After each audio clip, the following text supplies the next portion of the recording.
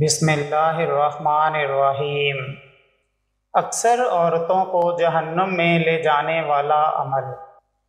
حضرت عبداللہ بن عباس رضی اللہ تعالیٰ عنہ نے نبی کریم صلی اللہ علیہ وآلہ وسلم کے زمانے میں سورج کو گرہن لگا تو آپ صلی اللہ علیہ وآلہ وسلم نے نماز پڑھی تھی۔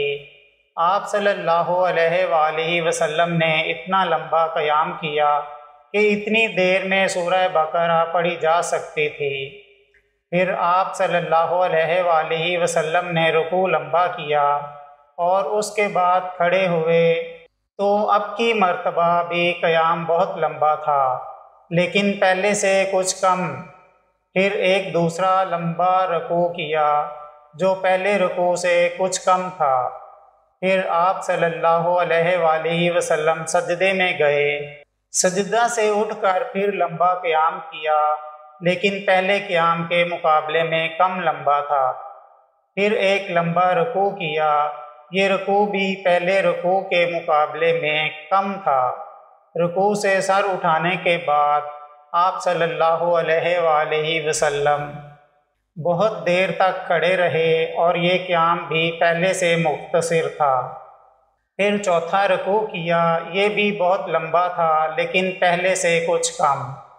پھر آپ صلی اللہ علیہ وآلہ وسلم نے سجدہ کیا اور نماز سے فارغ ہوئے تو سورج صاف ہو چکا تھا۔ اس کے بعد آپ صلی اللہ علیہ وآلہ وسلم نے خطبہ میں فرمایا کہ سورج اور چاند دونوں اللہ تعالیٰ کی نشانیاں ہیں اور کسی کی موت و زندگی کی وجہ سے ان میں گرہن نہیں لگتا، اس لیے جب تم کو معلوم ہو کہ گرہن لگ گیا ہے تو اللہ تعالیٰ کا ذکر کرو۔ صحابہ رضی اللہ تعالیٰ عنہ نے عرض کیا، یا رسول اللہ صلی اللہ علیہ وآلہ وسلم، ہم نے دیکھا کہ نماز میں اپنی جگہ سے آپ کچھ آگے بڑھے اور پھر اس کے بعد پیچھے ہٹ گئے۔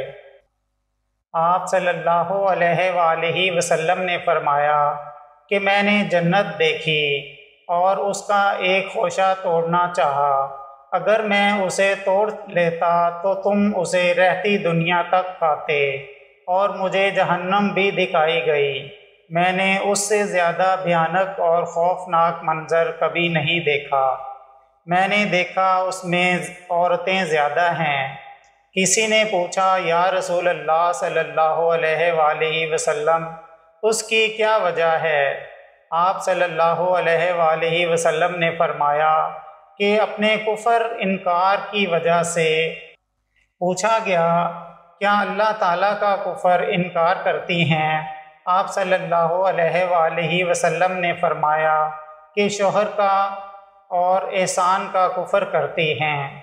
زندگی بھر تم کسی عورت کے ساتھ حسن و سلوک کرو، لیکن کبھی اگر کوئی خلاف مزاج بات آ گئی تو فوراً یہی کہے گی کہ میں نے تم سے کبھی بھلائی نہیں دیکھی۔